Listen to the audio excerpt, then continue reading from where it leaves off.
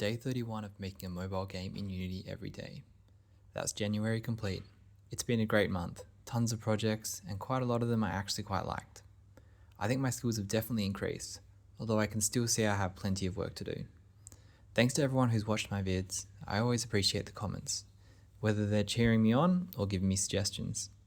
Amazingly, today I got my 100th follower across all platforms. I'm posting on TikTok, YouTube, and Instagram with the same name, Resonant Solutions. If you want a link to any, just DM me or post a reply. Hopefully you all continue to find my projects interesting.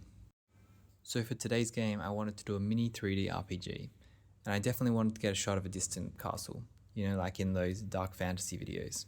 I quite like medieval settings. I prefer low, light fantasy. I didn't want to have combat, so I opted for a small story game. The player is a pilgrim who has stopped at a farm overnight. In the morning they want to continue on to the cathedral in the distance, but when they try to leave, fog falls, they open their eyes where they stood earlier. There's a little mystery to solve of why this is happening. Architecturally, the game consists of a game manager which handles the triggers. There's a global flag store, so when you get the key, that's flagged. Then when you walk in front of the gate, it can check if that flag is set, and if it is, then the gate opens.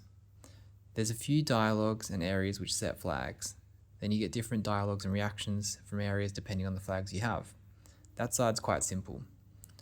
The more complex part is the command queuing. At the start of the view, you saw a string of things happen.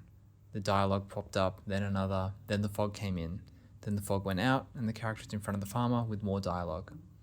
All that needs to happen sequentially. For that, I use the command queue that I built a few days ago. I'd really like to go into depth on some of these systems, so maybe I'll try posting some longer videos on YouTube.